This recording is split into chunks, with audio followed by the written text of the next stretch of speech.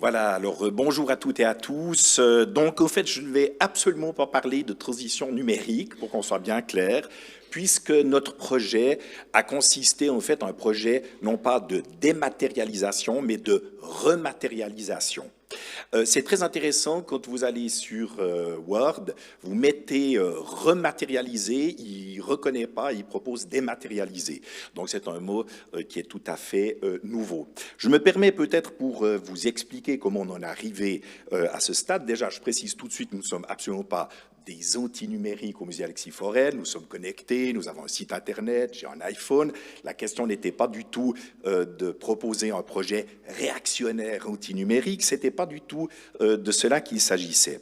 Je me permets peut-être de préciser quand même d'où est venu le musée Alexis Forel, dans son histoire, parce que dans cette historique, on retrouve déjà quelque chose de l'ordre non pas de la rematérialisation, mais du rapport à la matière.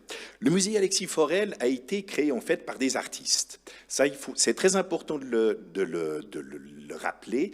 En 1918, déjà avec quelques prémices en 1916 et en 1917, des Morgiens se sont réunis pour, d'une part, sauvegarder la maison du XVIe siècle, dont vous voyez la cour intérieure derrière moi, qui était une des très belle maison historique de Morges, mais également pour y déposer leur propre collection et également avoir un lieu qui allait développer des rencontres artistiques. Alors il y a eu bien sûr Alexis Forel, qui lui-même était graveur. Pourquoi est-ce que le nom du musée est lié à Alexis Forel? Parce que c'est lui qui a vraiment acheté la maison pour la transformer en musée.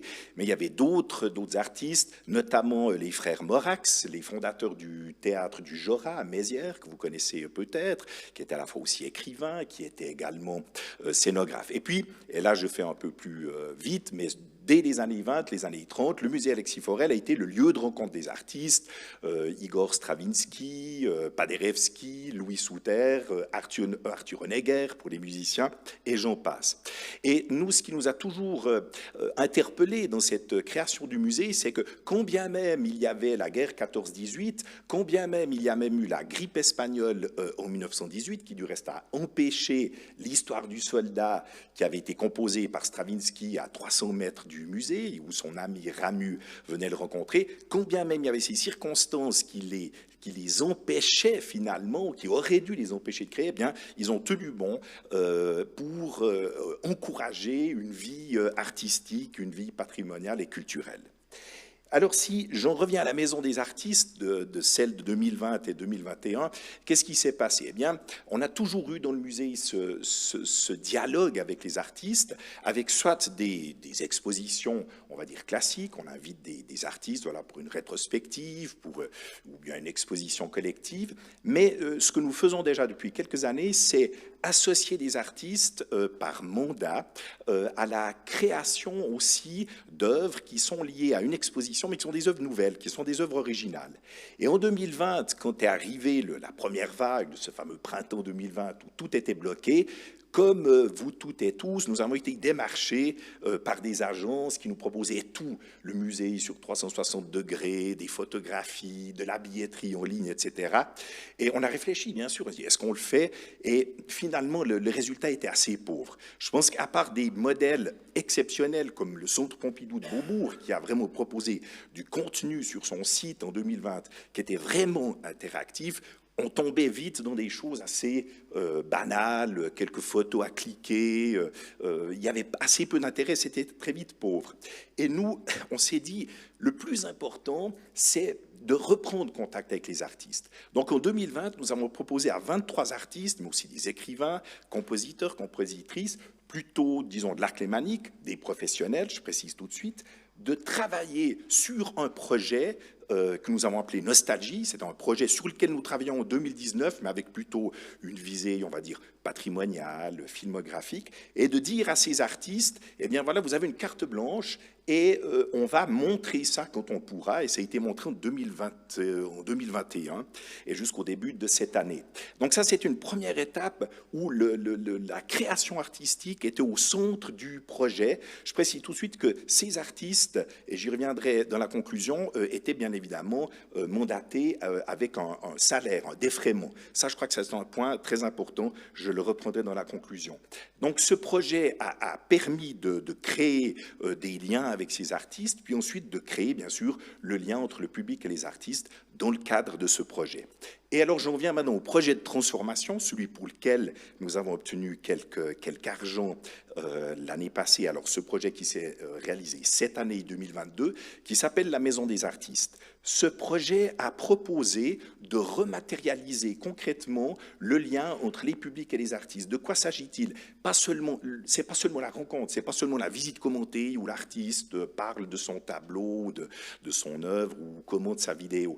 Nous avons organisé en fait 18 ateliers dans le musée même. Ça c'est très important parce que organiser des ateliers, on le fait toutes et tous, mais c'est toujours en périphérie d'une exposition.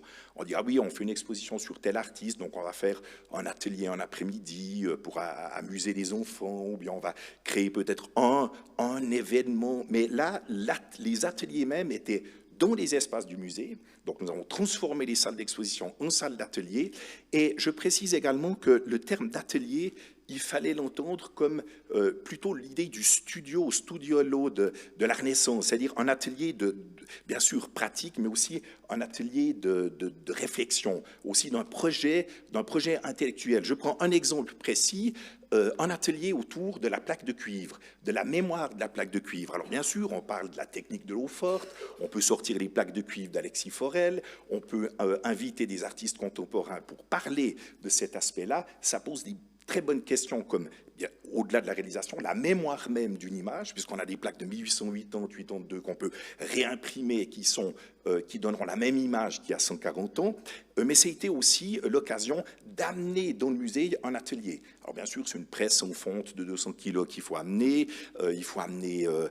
différents matériaux, mais ça, c'était par exemple un très bel atelier, un atelier avec un échange très constructif. Un autre atelier qui a été proposé à des professionnels, donc les ateliers n'étaient pas d'initiation était prévue, des fois pour un public, voilà, famille, public, amateur, débutant, mais également des ateliers professionnels. Un atelier a été proposé pendant 2 semaines, alors à 10 artistes, on va dire du canton de Vaud, de travailler sur un livre d'artiste. Et pour vous parler de la démarche, nous avons dans le musée même, l'enseigne que vous voyez, c'est l'enseigne de l'Auberge de l'Orange, qui est une auberge qui existait au XVIIIe siècle à la rue Louis de Savoie. Et là, nous avons donc demandé à Jacques Roman, l'écrivain, d'écrire à partir de cette enseigne un texte qui s'intitule « Si je vous dis orange », et 10 artistes se sont emparés de ce texte, et dans le musée même, dans un des ateliers, pendant 2 semaines, il y a eu un atelier qui a abouti sur la création d'un livre d'artiste. Et là, quand je parle de rematérialisation, outre les contacts, il y a eu vraiment des discussions autour de la qualité des papiers, de la qualité des encres. Certains artistes comme Jean-Claude Schoenberg et Isabelle Tanner ont même proposé d'expérimenter du papier céramique. Donc, il y avait véritablement ces discussions-là et une relation avec le public. Et tout ça a été couronné notamment le 3 et 4 septembre de cette année. En parallèle du livre sur les quais, nous avons proposé la manifestation qui s'intitule Tirage limité. Tirage limité, c'est une manifestation autour du livre d'artiste où 40 artistes, éditeurs ou collectifs présentent du livre d'artiste, mais du livre d'artiste aussi qu'on peut toucher, qu'on peut expérimenter.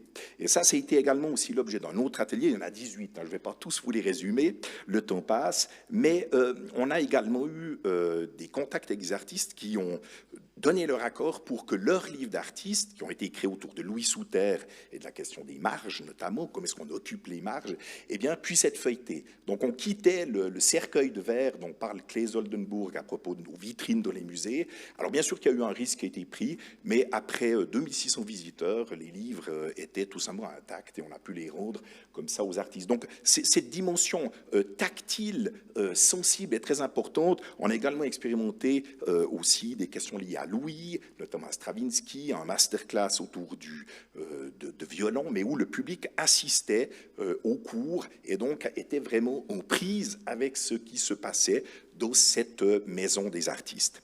Et donc je terminerai simplement sur la question, j'aimerais revenir sur la rémunération des artistes. Aujourd'hui, c'est vrai qu'on parle beaucoup d'investir dans la transition numérique, sans doute qu'il y a de très bonnes choses, mais n'oublions jamais que les artistes sont toujours au bout de la chaîne.